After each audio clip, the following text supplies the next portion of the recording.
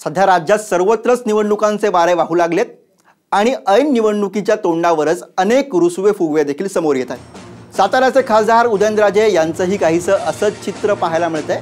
सध्या राष्ट्रवादीत असलेले उदयनराजे ऐन निवडणुकीत कोणत्या पक्षाच्या तिकिटावर निवडणूक लढणार याबाबत संभ्रम कायमच आहे। यावेळी तुम्हाला राष्ट्रवादीचे तिकीट मिळालं, यावेळी तुम्हाला राष्ट्रवादीचं तिकीट मिळेल का असा प्रश्न उदयनराजेंना विचारण्यात आला आणि त्यावर उत्तर देताना माझ्याकडे भरपूर तिकीटं आहेत त्यामुळे मला तिकिटांची काळजी नाही असा टोला उदयनराजे यांनी लगावला।